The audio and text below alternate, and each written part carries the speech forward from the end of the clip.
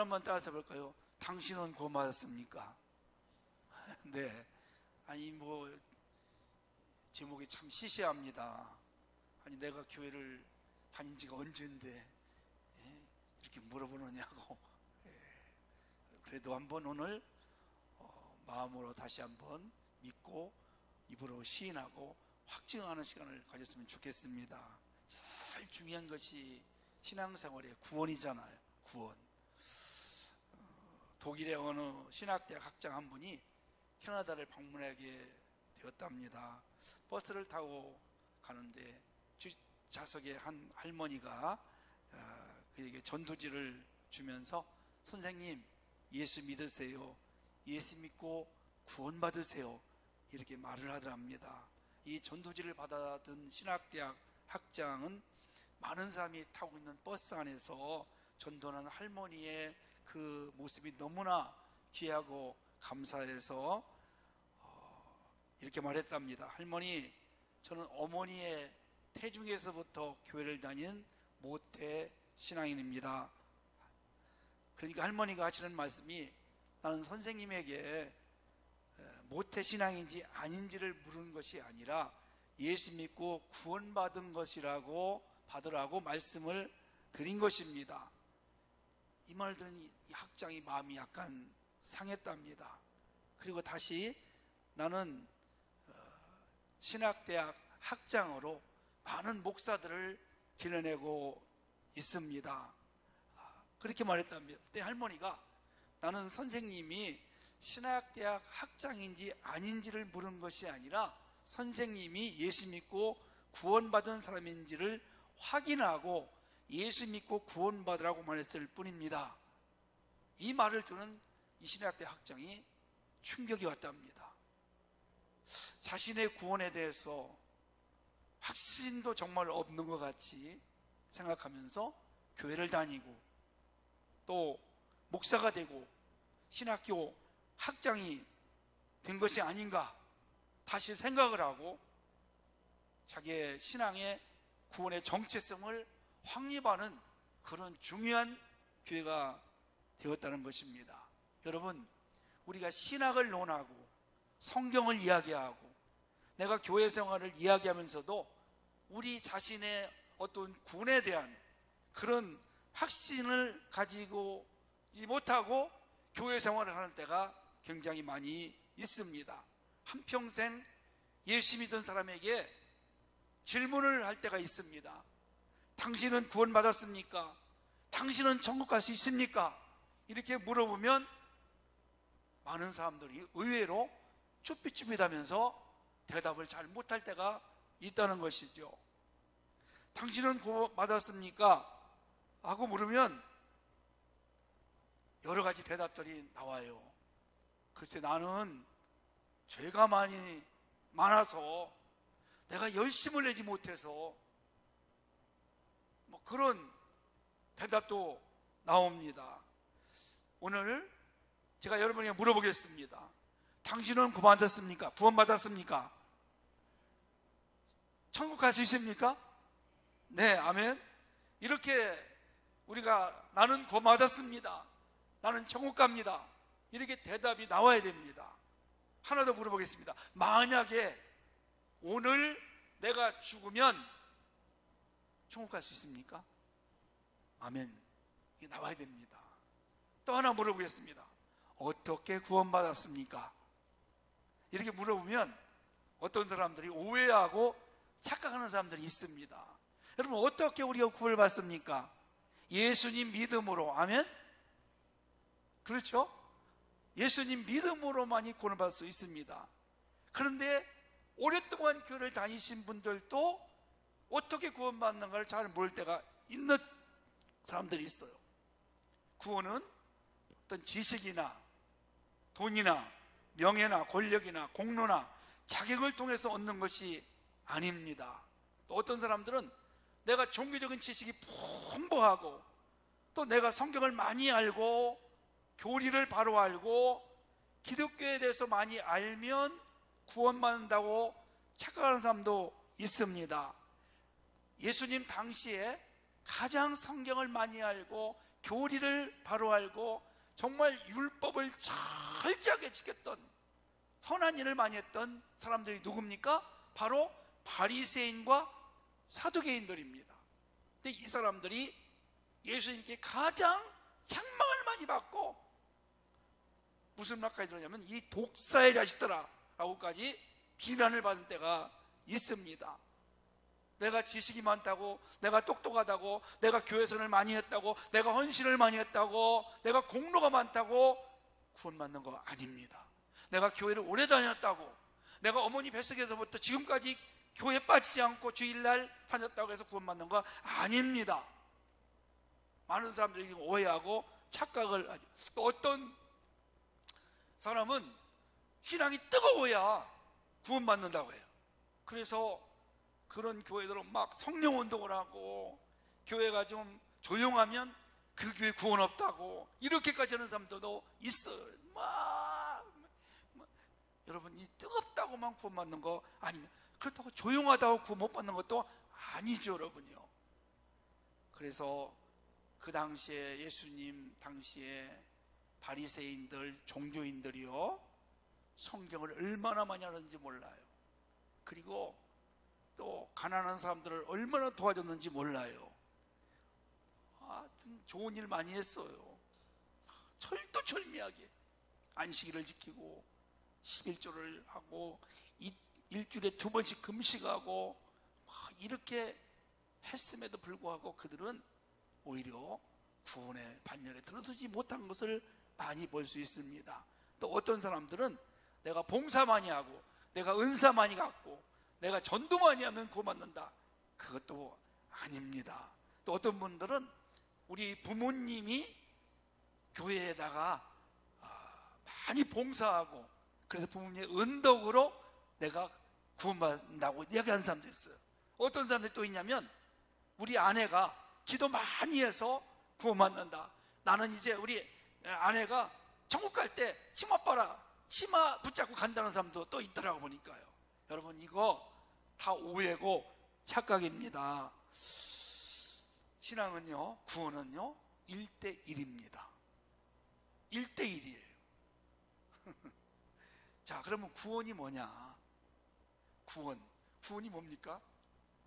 옛날에 우리나라 기독교 초기에 어느 시골 교회에 무슨 소문이 들어왔냐면 교회 가면 구원받는다, 이런 소문이 들린 거예요.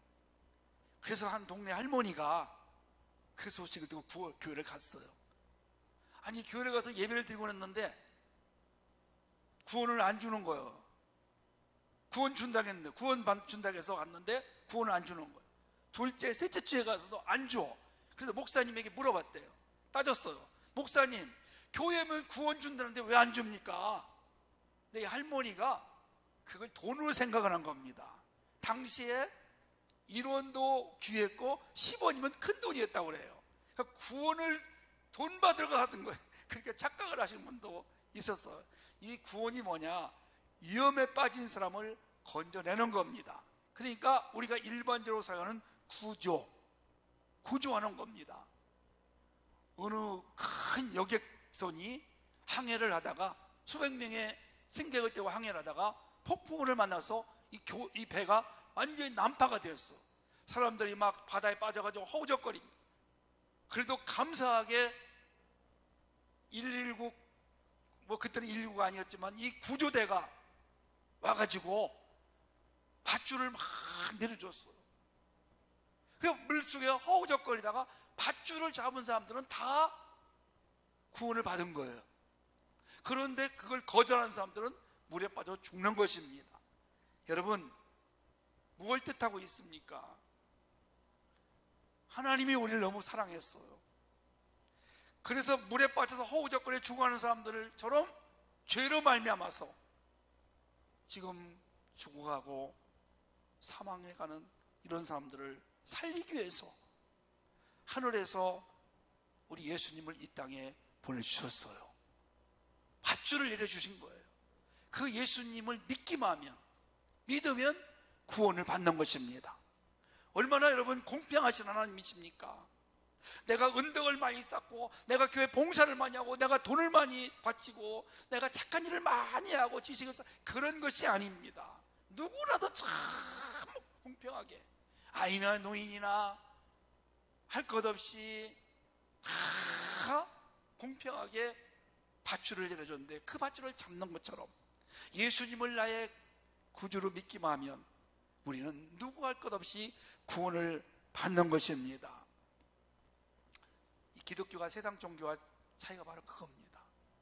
세상 종교는 물에 빠져있는 사람, 네가 노력해서 나와라, 그래야만 된다지만, 우리 기독교는 하나님이 밧줄을 내려주신 거죠. 예수님을 이 땅에 보내주셨어요. 그 예수님이 구원자이십니다. 얼마나 여러분 감사할 일입니까?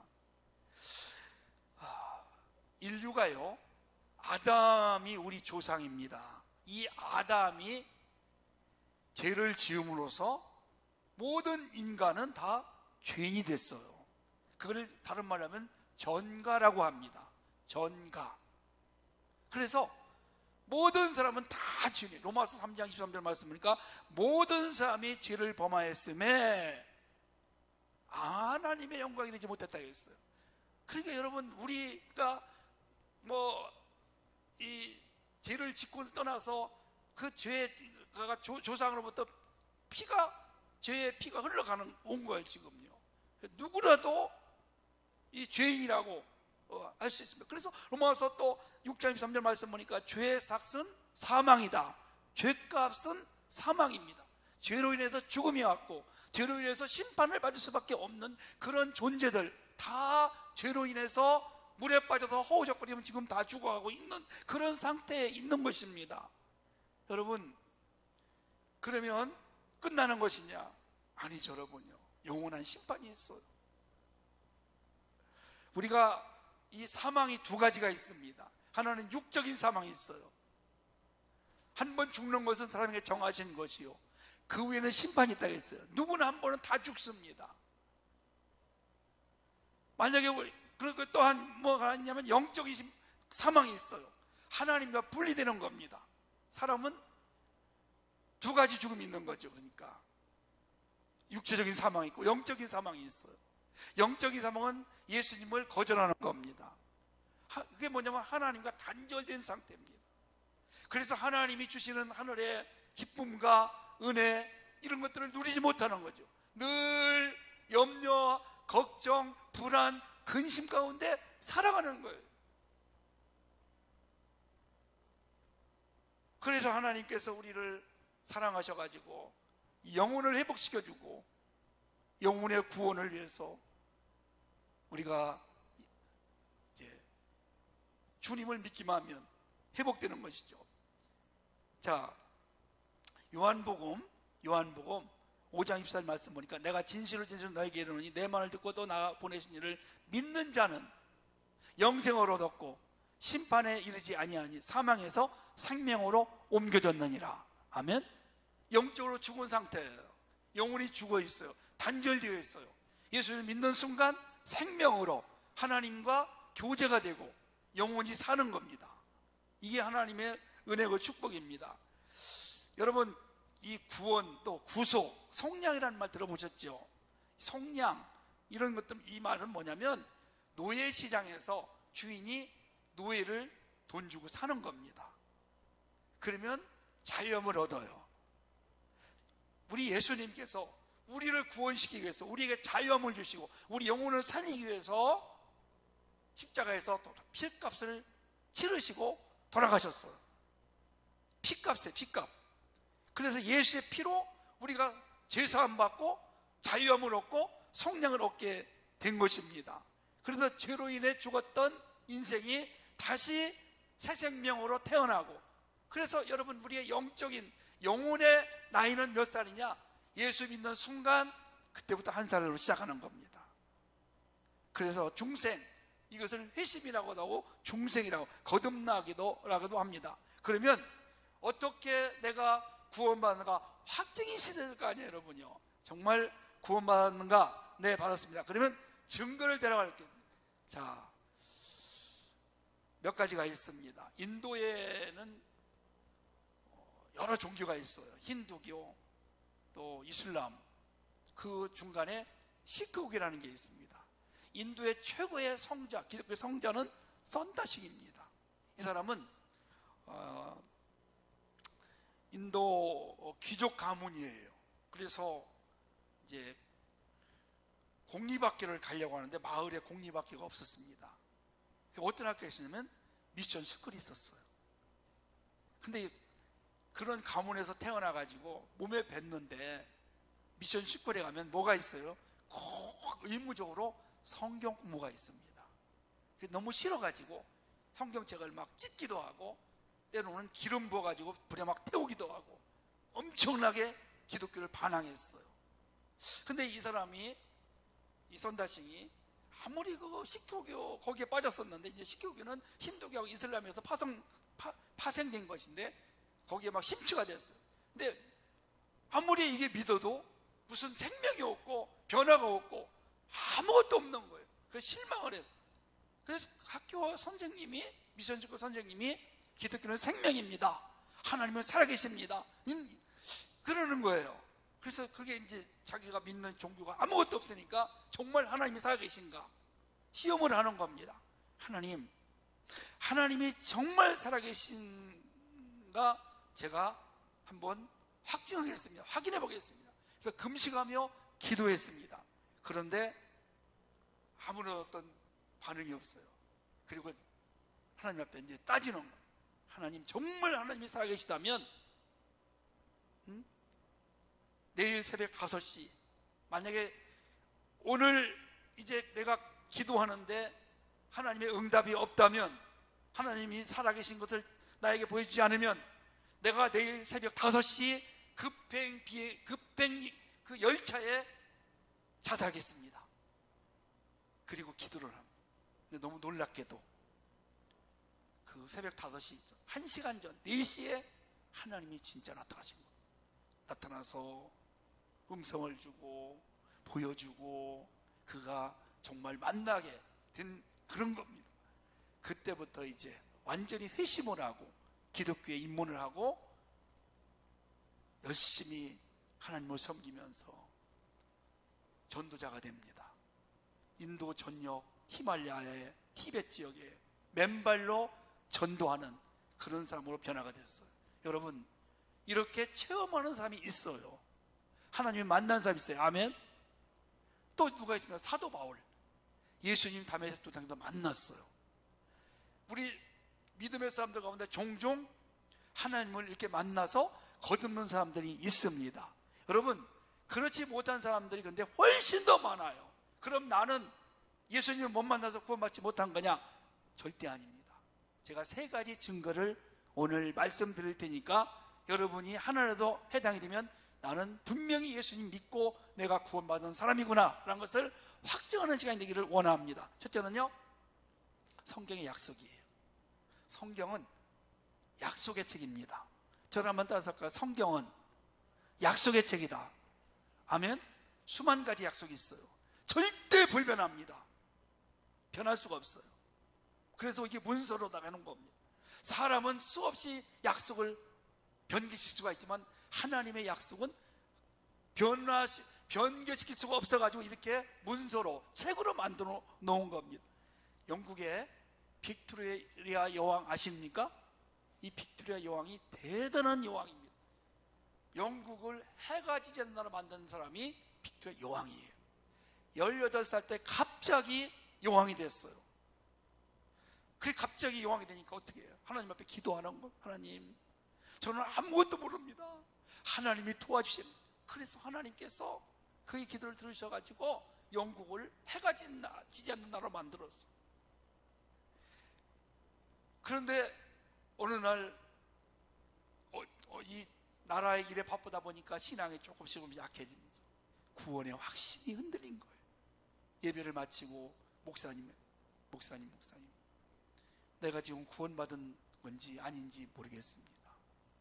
어쩌면 좋습니까? 그랬더니 목사님께서, 여왕님이요, 요한복음 3장 16절하고 로마서 10장 9절 10절 말씀을 읽으십시오. 거기에 보면 반드시 하나님의 약속이 있을 것입니다. 오늘 요한복음 3장 16절을 제가 다시 한번 읽어드릴게요. 하나님이 세상을 이처럼 사랑하사 독생자를 주셨으니 이는 그를 믿는 자마다 멸망하지 않고 영생을 얻게 하려 하심이라. 아멘. 그를 믿는 자마다 멸망하지 않고 영생을 얻는다. 그를 믿는 자마다 다 구원받는다는 뜻입니다.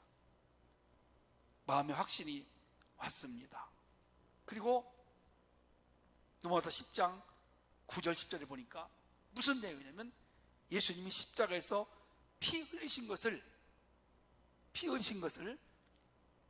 마음으로 믿고 입으로 시인하면 구원받는 것이다. 아멘. 마음으로 믿어주시면 아멘 합시다. 여러분, 그러면 내가 시인하면 구원받은 증거일로 믿습니다. 내가 이 구원받은 사람의 증거예요. 그뿐이 아니죠. 사도행전 10장 31절 말씀 보니까 주 예수를 믿으라. 그리하면 너와 네 집이 구원을 받으리라. 예수님을 믿으면 나와 우리 집이 다 구원받는 거예요. 요한복음 1장 12절 말씀, 영접하는 자, 그 이름을 믿는 자들에게는 하나님의 자녀가 되는 권세를 주셨으니. 아멘. 예수님 믿으면 하나님의 자녀가 되는 권세를 주셨습니다. 이렇게 성경을 기록한 이유는 바로 우리의 구원을 확신시켜 주시기 위함을 믿으시기를 바랍니다. 두 번째는요, 성령의 내적 증거예요.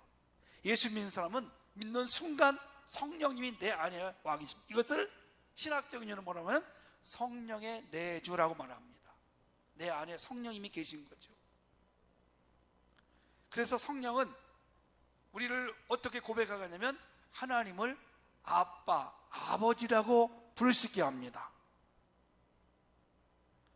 애기가 깐난 아기가 엄마 아빠 알아봐요, 못 알아봐요? 자기 엄마 아빠 알아봐요, 못 알아봐요? 알아봐요. 여러분, 신기합니다. 우리가 하나님을 보지 못했지만 성령의 역사로 인해서 하나님을 아버지라 아빠라고 내가 부를 수 있는 그런 사람이라면 반드시 구원받은 증거일 줄로 믿습니다. 한번 따라서 볼까요? 하나님 아버지. 네. 아빠라고 하면 좀, 요즘 성경에는 아빠라고 이제 이렇게 번역이 되어 있어요. 좀 가깝죠? 옛날에는 아버지, 아버님 그랬지만 지금은 아빠, 아버지라고 할 수 있는 겁니다. 그래서 하나님을 아버지라고 부를 수 있는 것은 구원받은 증거예요. 아무나 하나님 아버지라고 하지 않습니다. 절대 하지 않습니다. 세 번째는요, 인격의 삶의 변화예요. 예수님 믿고 난 후에, 아니 하나님 자녀가 된 후에 우리 삶이 자꾸 변화가 돼요. 예수님께 전하고 후회하고 달라졌어요. 그게 뭐 완전히 180도 다른 바뀐 사람도 있지만 조금씩 이렇게 바뀌는 사람이 있어요. 여러분, 점진적으로. 이걸 뭐라 하냐면 성화라고 이야기합니다. 예수 믿기 전에는 세상적으로, 아까 그 브라이언 박 목사님처럼 예수 믿기 전에는 세상 것에 인생을 걸었잖아요. 예수 믿고 나니까 세상 것보다 하나님 나라에 더 마음을 쏟고 하나님 나라 영광에 살아가는 삶으로 변화가 되는 겁니다. 아, 내가 예수 믿더니 그래도 뭔가 많이 달라졌어. 변화가 있다면 그 사람은 구원받은 증거입니다. 그리고 예수 믿는 사람은 예배를 드려요. 아멘. 그리고 하나님을 기쁘게 드리려고 해요. 할렐루야. 하나님의 뜻을 따라 살려고 노력을 해요. 그게 마음대로 되지는 않는 것도 있지만 그래도 좀 뭔가 달라지는 그런 삶을 사는 것을 볼 수가 있습니다. 제일 중요한 것이요, 세상의 어떤 그런 것들이 아닙니다. 하나님 나라의 영광을 위해 살아가는 것이 구원입니다. 마태복음 16장 26절 말씀 보니까 사람이 만일 온천을 얻고도 제 목숨을 잃으면 무엇이 유익하리요? 사람이 무엇을 주고 제 목숨과 바꾸겠느냐? 이렇게 말씀하고 있습니다. 아무리 많은 것을 가지고 있어도 내가 구원받지 못하면 무슨 소용이 있겠느냐는 것입니다. 오늘 사랑하는 여러분, 다시 한번 당신은 구원받았습니까? 우리 자신을 스스로에게 물어보고 확증할 수 있고 확신을 가지면 우리는 하나님의 자녀로서의 삶으로 하나님이 우리들에게 주시고자 하는 모든 은혜와 축복을 누리면서 살아갈 수 있습니다. 구원받은 사람들에게는요, 기쁨이 있고 감격이 있고 은혜가 있습니다. 구원받은 사람은요, 그런 확신을 가진 사람은 기도하면 다 응답받는다는 확신이 있습니다. 하나님의 자녀로 특권을 누리면서 살아갑니다. 이 구원은 우리가 한 것이 아닙니다. 하나님께서 우리에게 값없이 주시는 선물입니다. 하나님이 주시는 선물, 우리의 공로가 아닙니다. 그래서 이제 그 은혜에 감사해서 아직도 구원받지 못하는 사람들에게 이 구원의 소식을 전하고, 그리고 우리는 하나님 자녀로 영생을 하며 천국 백성으로 당당하게 우리가 기쁨으로 하나님 아버지께 담대하게 당당하게 기도로 요구하고 그렇게 영원한 나라에서 영생하는 그런 축복을 누리는 삶이 되시기를 주의 이름으로 축원합니다. 한번 다시 물어보겠습니다. 당신은 곧 맞았습니까? 아멘. 우리 모두 잠깐 기도 한번 드리겠습니다.